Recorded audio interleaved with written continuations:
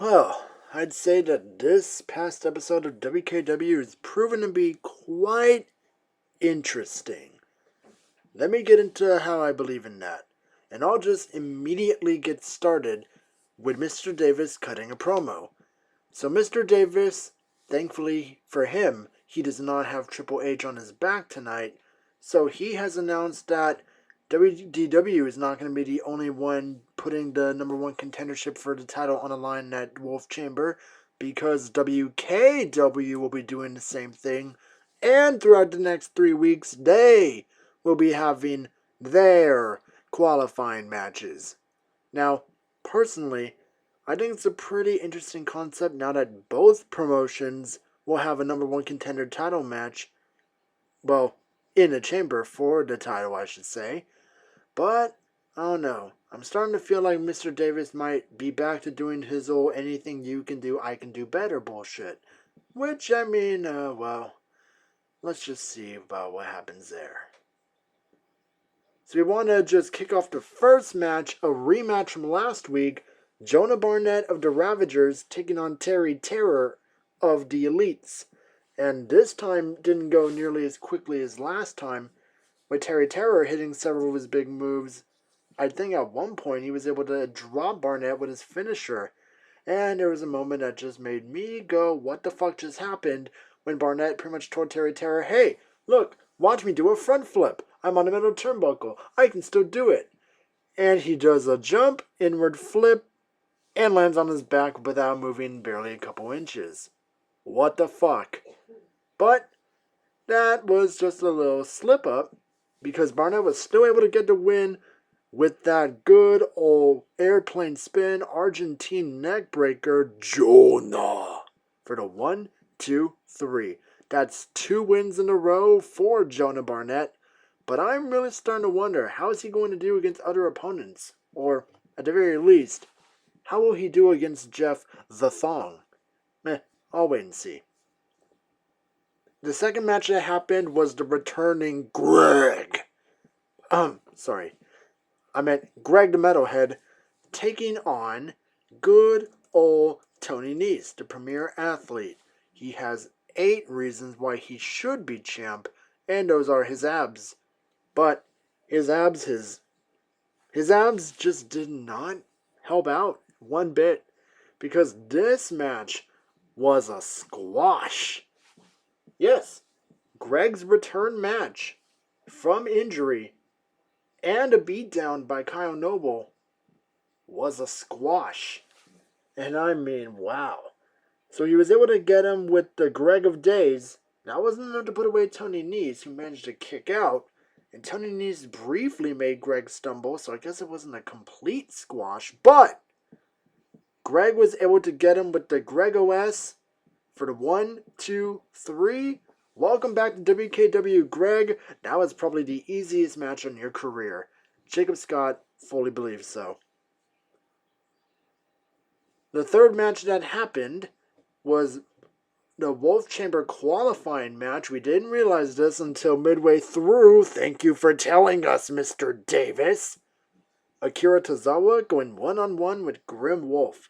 Now, there were some people in the back where when they saw this match as part of the card, they immediately thought, Grim Wolf is going to immediately win so he can get back into a title picture. No!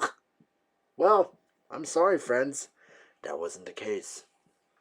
See, this was a 5-star match with quite a few reversals happening across both people, and Grim Wolf managing to miss his Grim Walker not once, and not even twice, but the second time was to the back of the head, and Akira Tozawa still managed to dodge. And Akira Tozawa went for a drop zone senton, he met the knees. He tried just a regular standing senton, still met knees. That's pretty damn painful. But Tozawa was still able to get into the win and a qualified spot in the Wolf Chamber with the move that he made famous when he was in the indie circuit. A simple, standing, stalling, German suplex with the bridge. 1, 2, 3. Akira Tozawa, welcome to the chamber. The fourth match that happened, well, hold on. If I'm checking my notes right, yeah, that opening promo of Mr. Davis was the only promo. It's none but matches here on out. It's Davey Supreme after he made his debut last week against Kyle O'Reilly. Now going up against O'Reilly's best friend and a recently returned Bobby Fish. Look, Davey, it's a fish! And you thought Greg had a squash. This match, this was a true squash. Supreme was able to catch Bobby Fish off guard quickly with that jumping bulldog of his. And yeah, that's the match, folks. That's all, folks. And Bobby Fish, being clearly surprised by the sudden move from Davey Supreme and losing that quickly, shook hands. It appears Davey Supreme has the respect of Red Dragon. And honestly, that would be great. And who knows, could even be a trios match where Supreme gets to team up with Red Dragon. We'll just have to see. Up next was a non-title match. And I don't think this was a chamber it was definitely not a chamber qualifying spot. But the match was Mustafa Ali, where my friend Leo Coleslaw, who does the commentary up front, he got word that Mustafa Ali has been fully medically cleared, fully recovered, and now the next time they fight, which will happen at Wolf Chamber one last time, Ali will be fully 100% ready. But despite the fact that he was fully ready for Cyrus, that still didn't help him out in the slightest.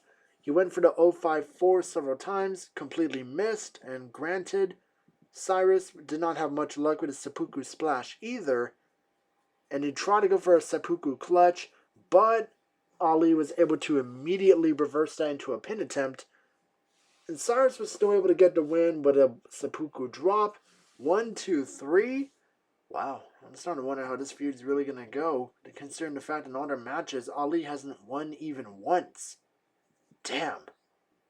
Honestly, I think this match at Wolf Chamber better be the last between the two, and given the situation, I think it will be. So next up, we had a very rare singles match from one of the members of the Amazing Diamonds, this man being MCon, so I guess Diamond Knight had a night off. And what happened was that his opponent was Mr. Anderson.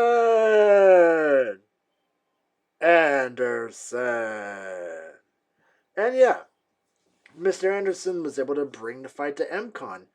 Because, I will admit, between the two, Diamond Knight is clearly the workhorse of the Amazing Diamond, so MCon suffered quite a bit of a beatdown from Mr. Anderson. But he went for the mic check at the very end. MCon was able to counter out of it, hit his package power driver, 1, 2, 3. MCon gets a singles win added to his win record. And you know what? I'd say good on you, MCon. You should probably be in single matches more often. You'll face a great variety of opponents, like you want.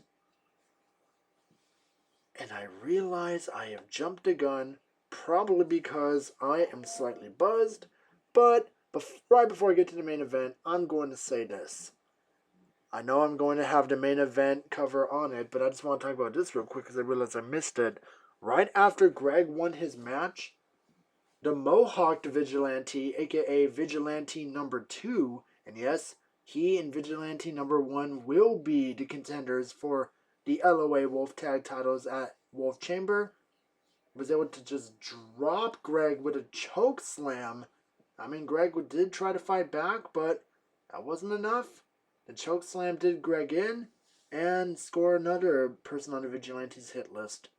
Maybe Greg might want to talk to Sky about probably forming a temporary partnership and taking out the Vigilantes.